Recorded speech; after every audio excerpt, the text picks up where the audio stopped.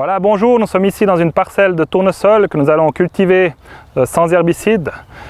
Pour ce faire, chez Semences UFA, on a deux produits à disposition, c'est UFA Solégu et UFA Sofix. Le Solégu composé uniquement de légumineuses et le Sofix de légumineuses et de graminées, donc ici raigrats anglais. Pour pouvoir pratiquer ces techniques, il est important de bien connaître ces parcelles, surtout sur les mauvaises herbes problématiques qui peuvent être le chien-dent et le chardon. Ces deux mauvaises herbes ne pourront pas être combattues dans la culture avec le sous-semis. Bien entendu, ça doit être géré à l'interculture en été. Pour appliquer ces deux sous-semis, on a deux techniques de mise en place. Une fois lors du dernier passage de la extra-rotative ou préparation du sol en soie, on peut faire un semis combiné, donc semoir combiné, et on enfouit les graines à 1 cm comme pour un semis d'herbage. Et le lendemain, on fait un semis au monograine du tournesol pour bien l'implanter. La deuxième technique est de faire le sous-semis lors du dernier passage de sarcleuse, donc à la fermeture des rangs au stade 6-8 feuilles, et idéalement, les graines sont semées à l'avant du tracteur et l'activité de la sarcleuse va enfouir ces graines pour qu'elles soient de nouveau bien en contact avec la terre et l'humidité. Nous déconseillons chez Semences UFA de faire des semis à la volée ou bien en surface. On le voit aussi aujourd'hui, les techniques sont très sèches ce printemps. Et là, bien entendu, que le sous-semis en surface ne va pas lever rapidement et ne va pas concurrencer la mauvaise herbe.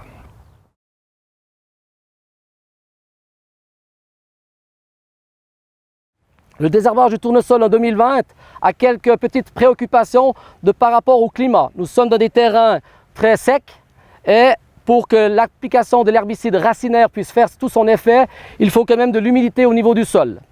Donc il y a la possibilité d'attendre que les pluies arrivent pour autant qu'elles ne soient pas trop importantes et puis qu'on puisse passer après la pluie pour faire l'application de l'herbicide racinaire, ou d'intervenir avant la levée du tournesol, le plus proche possible des pluies annoncées.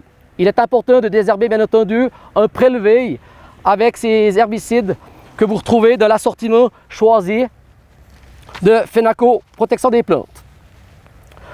Au niveau du désherbage, il est aussi important que la structure du sol soit optimale. Si vous avez un sol qui est trop grumeleux, trop motu, il faudra rouler bien entendu avant de faire l'application de l'herbicide. Si vous avez un sol, comme c'est le cas ici, qui est bien préparé, suffisamment fin, l'activité de l'herbicide, si l'humidité revient, sera très bonne. Nous avons plusieurs possibilités de désherber du tournesol. Donc je vous ai parlé des herbicides prélevés, mais nous avons aussi des possibilités de désherber un post-levé sur la variété résistante au sulfonyluréa de Pionnier. Cette variété peut se désherber avec l'Express SX, mais pas avec l'Express Max SX. Ça, c'est très important de ne pas se tromper.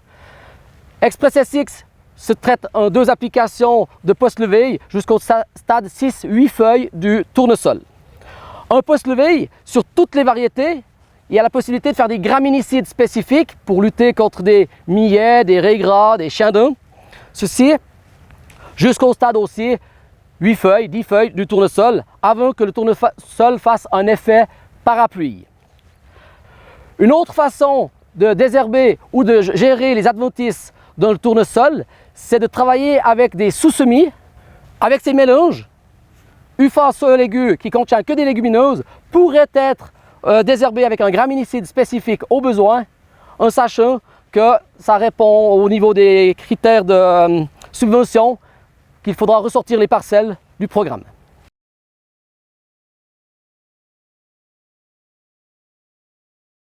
Pour rappel, les normes de fumure pour un rendement de 30 quintaux hectares sont 60 unités d'azote, 49 de phosphore, 394 de potasse ainsi que 55 unités de magnésium. La fumure potassique est très importante. 500 à 800 kg de polyvalent et 500 kg de patent calé couvrent ses besoins. La fumure localisée sur la ligne est un plus, surtout pour le démarrage de la culture. Le nouveau produit Landor Microstar avec TPP à raison de 20 à 30 kg hectare prévu pour les microgranulateurs est un atout certain.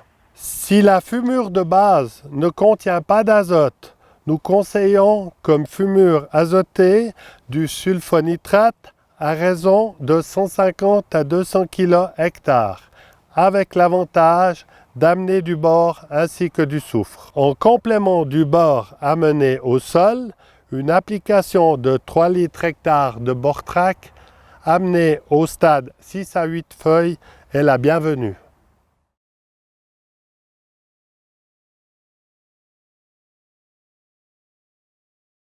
La situation cette année est un peu spéciale. Nous avons eu un hiver très chaud, beaucoup de précipitations, beaucoup de minéralisation. À la sortie de l'hiver, les N- mesurés étaient extrêmement bas. Le premier rapport azoté a été fait, le deuxième, suivant les régions aussi, est sur le point d'être fait dans les autres régions. Ce qu'il faudrait ces jours, comme vous le voyez, c'est un peu de précipitation. Plusieurs questions nous ont été posées quant à l'assimilation de l'azote. Avec le nitrate ammoniac 27 plus Mg, le support dolomie reste encore visible assez longtemps, mais l'azote a été libéré dans le sol. Quant au troisième apport, qui est très important pour la teneur protéique, il sera effectué seulement à l'apparition de la dernière feuille ou au plus tard au début de l'épiaison. Sur les blés chétifs, une application azotée foliaire serait la bienvenue, de suite, vu les conditions de sécheresse actuelles à raison de 5 litres/hectare d'azos ou de 10 à 20 litres de Safe-N.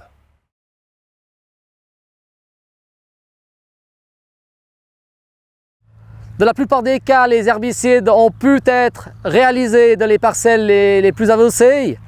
Si ce n'est pas le cas, ces prochains jours, conditions poussantes, il faudra privilégier les herbicides et surtout les herbicides à base de graminicides. Du point de vue des régulateurs de croissance, nous avons eu les 15 derniers jours des conditions très difficiles pour faire des interventions avec des gels matinaux importants. Donc malheureusement, les régulateurs à base de CCC qui ont été appliqués autour du 18 mars ne seront pas à 100% efficaces et des interventions de correction se feront à partir du stade 1, 2 nœuds. Actuellement, sur cette céréale, sur ce blé, nous sommes au stade bientôt à 1 nœud, pas tout à fait. Donc c'est à ce moment-là qu'il faudra contrôler l'effet du CCC pour ceux qui en ont déjà fait.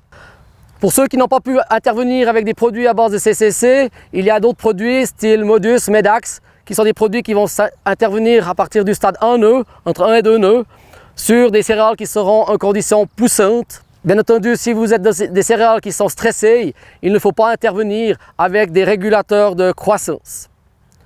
Un autre thème est toujours le désherbage de correction contre les mauvaises herbes vivaces, notamment le chardon, les rumex et au niveau de l'annuel, le gaillet s'il a passé à travers les herbicides d'automne ou de printemps.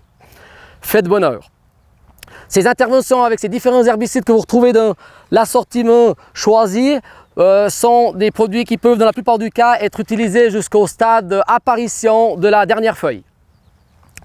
Du point de vue de la protection phytosanitaire contre les maladies sur ce blé, nous pouvons déjà voir des taches de septoriose, Septoria tritici avec les pycnines noires sur les feuilles du bas. Tant qu'il fait sec, il n'y a pas de risque que cette maladie progresse, mais lorsque nous aurons des pluies contaminatrices, les éclaboussures vont faire que la maladie monte. Il sera important de protéger avec des produits comme Input ou Capalo ou d'autres solutions ces céréales à partir du stade 31-32.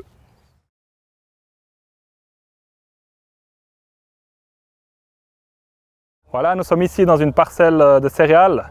Bien entendu aussi dans ces cultures, on peut faire des cultures sans herbicides. Donc on peut se passer aussi dans ces cultures-là d'herbicides. C'est déjà bien pratiqué en agriculture biologique et ça fonctionne aussi pour l'agriculture conventionnelle. Ce qu'il faut savoir, c'est que les sous-semis là aussi ont quand même une influence sur le potentiel de rendement. Donc il faut être conscient que pour les céréales, jusqu'à 6,5 tonnes par hectare de rendement, les sous-semis vont fonctionner. Et dès qu'on est au-delà, donc plutôt intensif, avec des attentes de rendement jusqu'à 10 tonnes pour certaines variétés, les sous-semis ne vont pas fonctionner ou bien moins bien fonctionner. Ceci surtout à cause de la concurrence pour les éléments nutritifs. La céréale va complètement fermer, les feuilles vont s'étaler et il n'y aura plus assez de place pour que le sous-semis puisse s'implanter. Donc c'est une technique, le sous-semis à réserver plutôt pour des attentes de rendement jusqu'à 6 tonnes.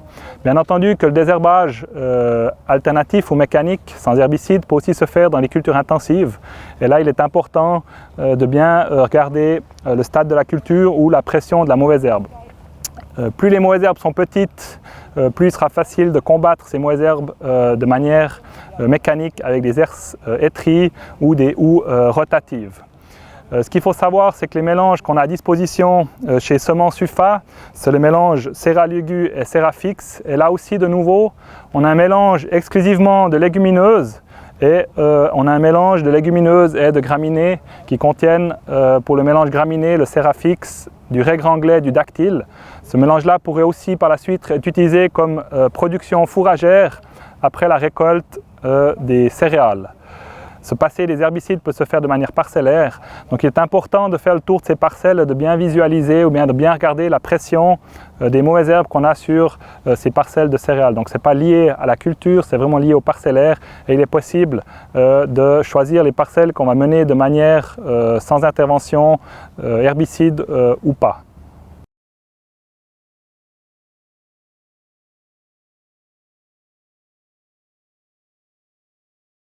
Alors voilà, ici nous sommes dans un essai de colza associé, donc aussi de nouveau sans herbicide. Donc le mélange qui a été utilisé, c'est le mélange UFA colza fixe et on voit que ça a assez bien fonctionné. Donc on a un joli colza. C'est clair que si on regarde maintenant par terre, on voit un peu de mauvaises herbes qui ont quand même réussi à s'implanter, principalement du mouron des oiseaux. Mais quand on connaît le mouron des oiseaux, on sait bien que ce n'est pas un problème. Donc le mouron des oiseaux va tapisser dessous et c'est plutôt un bon indicateur de fertilité du sol. Donc ça ne va pas poser de problème vraiment prépondérant concernant le rendement. Ces dernières années, au niveau des colzas associés, on a fait de très bonnes expériences. Donc d'après les volumes qu'on fait, on est environ à 10% de la surface du colza suisse qui est cultivé de cette manière, donc environ 2000 hectares. Il est bien important avant de partir sur une technique de sous-semis dans le colza de connaître ses parcelles concernant les mauvaises herbes, surtout par rapport au rumex, à la camomille. Donc ces mauvaises herbes-là, si vous êtes infesté, ça peut poser problème. On a aussi quelques espèces du couvert, donc du sous-semis, qui n'ont pas totalement gelé cette année. Donc on a eu un hiver qui n'était pas très rigoureux, donc on a rarement eu des températures en dessous de 0 degré. Et on a à certains endroits ici et là, la vesse, un peu de trèfle d'Alexandrie qui ont passé l'hiver et qui sont dans le mélange.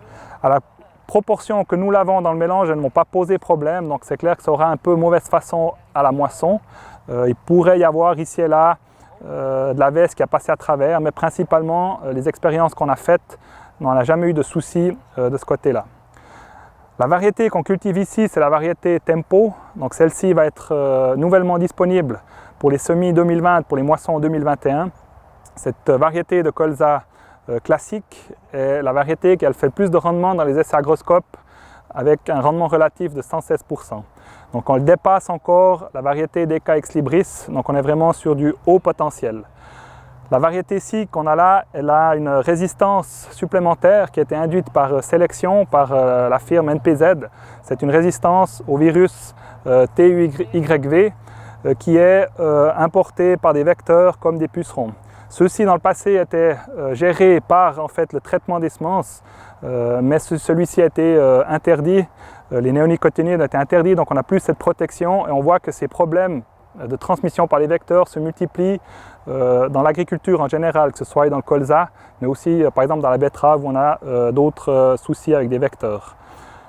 Dans le colza HOLL, on a une autre variété nouvelle, c'est le V350OL, qui lui est comparable au V316 avec un léger avantage de rendement. Ce qu'on remarque aussi ici sur la parcelle, c'est qu'on a de l'hernie du chou. Donc on voit ici une racine qui est totalement touchée et bien presque toutes les plantes en fait marquent au niveau de l'hernie du chou. C'est peut-être aussi pour ce fait que le visuel de ce colza n'est pas bien maîtrisé. On ne va pas parler de cette problématique-là, ce sera un thème dans une autre vidéo.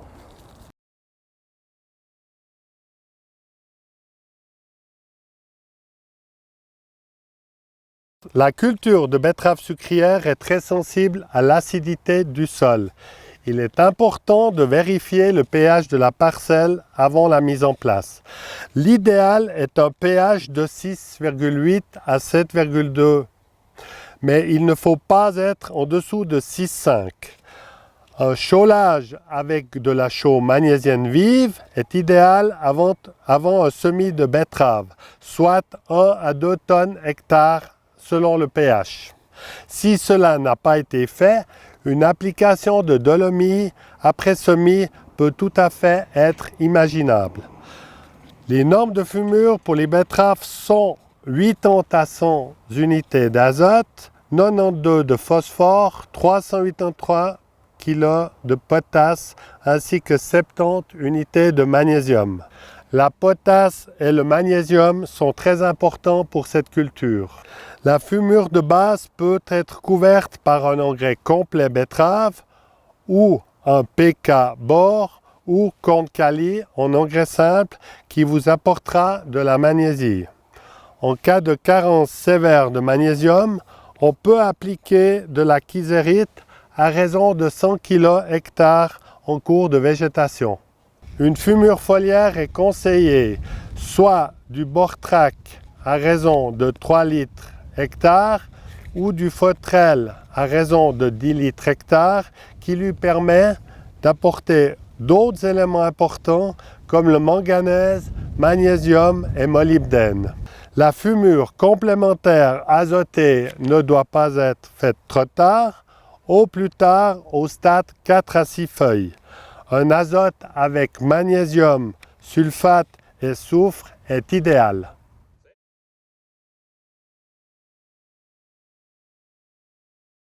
Par rapport à la levée, la plupart des betteraves sont semées et nous avons un temps qui est très sec. Malgré cette sécheresse, les betteraves sont semées suffisamment profondes et nous devrons veiller à une bonne levée. Donc il faudra contrôler les tipules, surtout pour les précédents de prairies ou bien où il y a eu des engrais verts en interculture, car les tipules pourraient faire des gros ravages. La lutte contre les tipules se fait dès les premières morsures et sans autorisation PER. Par contre, les produits qui sont remis blocade ou cortillon, c'est bien entendu la dernière année qu'on a le droit de les utiliser. La matière active sera interdite à partir de cet été. Lorsque les betteraves vont sortir de terre, elles vont atteindre le stade cotylédon et à ce stade-là, il sera très important du fait que nous n'avons plus de traitement de semences insecticides, il sera très important de contrôler les dégâts d'altise. Dès que nous avons des piqûres, le seuil d'intervention au stade cotylédon est de 50% de plantes piquées. À ce stade-là, nous devons demander une autorisation et traiter avec un produit à base de pyréthrinoïdes. Pour le chapitre du désherbage, le désherbage, dans les conditions de sécheresse que nous avons, n'est pas optimal pour les produits qui agissent par le sol, les herbicides racinaires. Donc, on va plutôt attendre qu'ils annoncent la pluie pour pouvoir faire les premières interventions. Mais dans tous les cas, on ne va pas laisser salir les parcelles. Et si nécessaire, si ça continue à faire sec, nous interviendrons plus avec des produits foliaires. Nous avons plusieurs techniques de désherbage dans les betteraves. C'est les techniques de traitement en bande. Pour ceux qui utilisent cette technique, ils ont le droit de traiter un prélevé au moment du semis sur la ligne et ensuite ils vont faire du sarclage et continuer à traiter en bande. Il y a ceux qui font le traitement de surface et pour ceux-ci, le traitement de prélevé avec les herbicides racinaires est interdit. La première intervention intervient sur des jeunes stades d'adventice. La deuxième intervention, en général, intervient sur un intervalle de 8-10 jours maximum. La deuxième stratégie au niveau du désherbage des betteraves, c'est pour ceux qui ont pris la technologie Conviso Smart.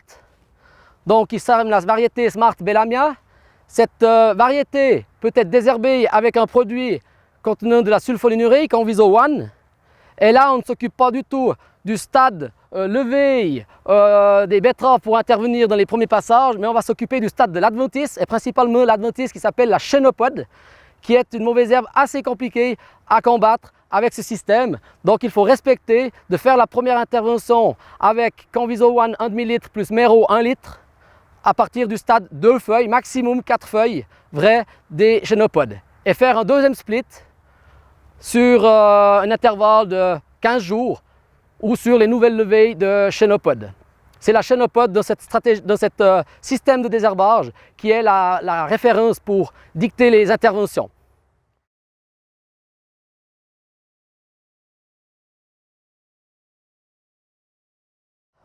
Le stade de l'orge se trouve à un bon nœud. Donc ces prochaines 4-5 jours vont être des jours où il faudra réfléchir sur des interventions. Tout d'abord, sur les orges intensives qui ont eu de l'engrais de bonne heure et qui poussent correctement, il faudra vraiment penser à réguler ces orges au stade 31 jusqu'à 32, 1-2 nœuds. Les produits à base de Modus ou Medax sont des produits qui iront très bien pour ces interventions précoces. Nous garderons les téfons pour les applications à la dernière feuille pour renforcer l'épi, éviter la cassure du col de l'épi. Au niveau des stratégies contre les maladies, dans des orges intensives, dans des parcelles de bas fond où il y a de l'humidité, où on peut déjà trouver de l'helminthosporiose et de la rhincosporiose, il est aussi important au stade 31, en nœud, de contrôler les seuils d'intervention et au besoin mélanger avec Modus le fongicide, par exemple Capalo ou Input, ou des produits à base de strobilurine qui sont aussi des produits qui vont très bien dans les stades précoces de l'orge. Une chose qui est importante, à savoir que les orges dans la plupart des cas sont désherbées à l'automne avec des produits racinaires et foliaires. Dans la plupart des cas, ces herbicides ont bien fonctionné cette année, mais il faut toujours faire attention et contrôler s'il n'y a pas une levée de mauvaises herbes vivaces et faire des corrections contre, par exemple, du gaillet, du chardon ou des rumex. On peut désherber avec différents produits que vous retrouvez dans l'assortiment choisi jusqu'au stade 37, apparition dernière feuille. Ce qui est important, c'est de toucher l'adventice. Une chose qui est très importante, il faut laisser 5 jours d'intervalle avec un régulateur de croissance à base de Modus ou de Medax et 15 jours avec un produit comme les téfons.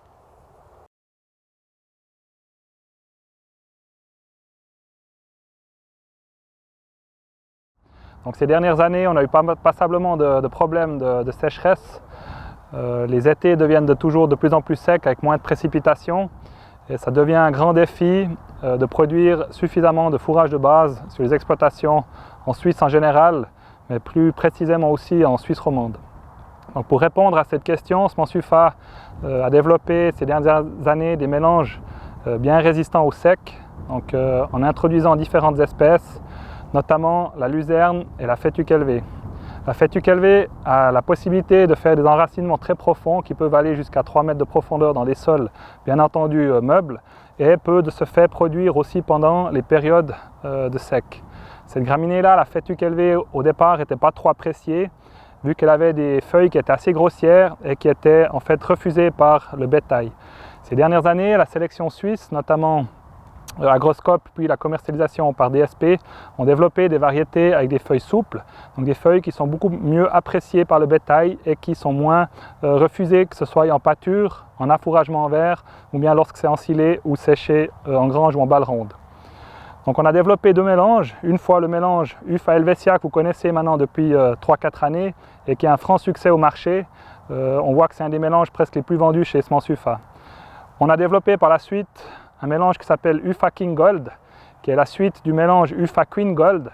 Donc c'est un mélange pour 2 années d'utilisation principale et qui contient de la luzerne, de la fétuque élevée, du raigré anglais, du dactyle, de la fléole, du trèfle blanc et du trèfle violet. Donc les principales plantes fourragères qu'on utilise dans ce type de mélange. On attend de ce mélange une bonne résistance au sec, une bonne production fourragère pour garantir la production sur les exploitations. La Fétuque-Elve et la luzerne sont des plantes cultivées en pur dans les stations de recherche agroscope qui ont fourni le plus de rendement. Donc on atteint des rendements de matière sèche qui vont jusqu'à 14 tonnes, voire plus de matière sèche avec la luzerne et la Fétuque-Elve. En les combinant, on atteint vraiment des rendements exceptionnels et de qualité. Bien entendu, pour la qualité, il faut toujours tenir compte du stade de récolte. C'est sûr que pour la luzerne et la Fétuque-Elve, si on attend que c'est trop lignifié, on perd très rapidement en termes de qualité. Donc là, la première coupe n'a pas encore lieu, mais elle va se faire d'ici le mois de mai. Et il faudra choisir le bon moment opportun pour garantir qualité et rendement. La première coupe est quand même responsable de 50% jusqu'à 50% du rendement annuel. Donc c'est celle-là qu'il faut vraiment mettre tout de son côté pour arriver à faire le maximum. Donc bien tenir en vue le stade de récolte, qualité et rendement.